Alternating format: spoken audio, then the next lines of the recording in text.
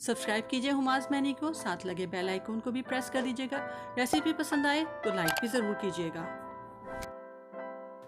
बिस्मिल्लाहिर्रहमानिर्रहीम, अस्सलाम वालेकुम। कैसे हैं आप सब?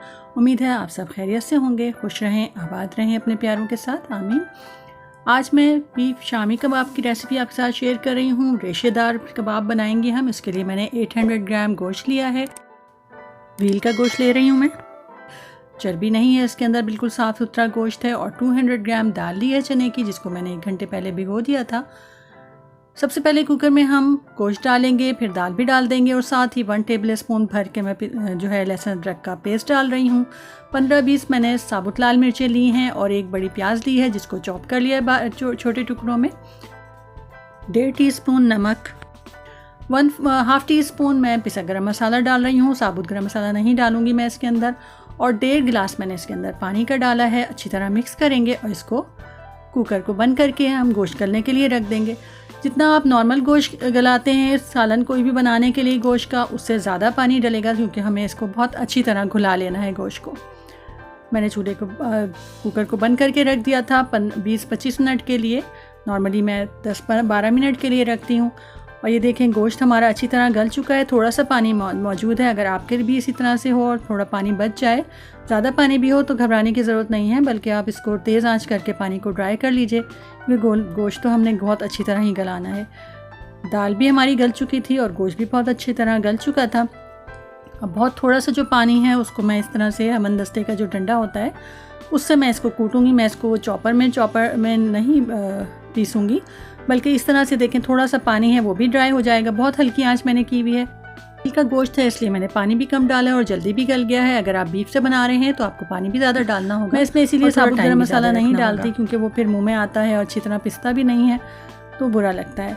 पिसा गरम मसाला ही मैं इसके अंदर डालती हूँ। ये देखें कितनी अच्छी तरह से ये रेशे बन रहे हैं और सब हमारा गोश्त जो है वो अच्छी तरह से घुले जा रहा है। इसी तरह करते करते हम इसको बहुत अच्छी तरह सारे गोश्त को गला लेंगे और एंड में आप देखिएगा बिल्कुल पानी भी नहीं रहेगा और गोश्त इतनी अच्छी तरह से हमारा गल जाएगा और बिल्कुल रेशे बने हुए होंगे। ये देखिए आप कितने अच्छे रेशे बन गए हैं। बिल्कुल गोश्त हमारा तैयार हो चुका है। चूल्हा बंद कर दिया है मैंने। अब मैं इसको एक बाउल में निकाल लूँगी, ठंडा कर लूँगी रूम टेम्परेचर पर। कितनी अच्छी तरह से पिसा हुआ नज़र आ रहा है ये अभी से ही। अब इसके अंदर मैं 4 से 5 हरी मिर्चें, 1 बड़ी प्याज और हरा धनिया लिया है मैंने, 1 गड्डी, और सबको बहुत बारीक चॉप कर लिया है।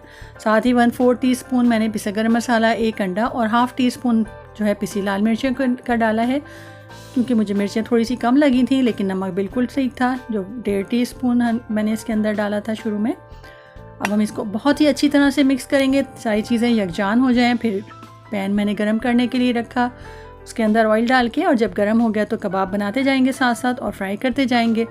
जब एक तरफ से बहुत अच्छी तरह से ब्राउन गोल्डन सा कलर अच्छा सा आ जाएगा, फिर हम इसको पलट करके दूसरी तरफ से सेकेंगे, फ्राई करेंगे। दरमियानी आंच पे फ्राई कर रही हूँ मैं, बहुत तेज़ आंच भी नहीं है। दोनों तरफ से अच्छी तरह फ्राई हो जाएंगे, गोल्डन ब्राउन हो जाएंगे, तो फिर हम इसको निकाल लेंगे, डिश आउट कर लेंगे हम इसको। अभी मैं आपको तोड़ के भी दिखाऊंगी कितने रेशेदार बने हैं। बहुत जूसी बने थे, बहुत टेस्टी बने थे। प्लीज़ वीडियो को ज़रूर लाइक कर दिया कीजिए, लाइक करना मत भूला कीजिए। बहुत मज़ेदार बने थे, ज़रूर ट्राई कीजिएगा और नोटिफिकेशन के बेल को हिट करना भी मत भूलिएगा। इसी तरह अच्छी रेसिपीज़ आपके लिए लेके आते रहेंगे। नेक्स्ट वीडियो तक इजाज़त दीजिए। अल्लाह हाफिज़।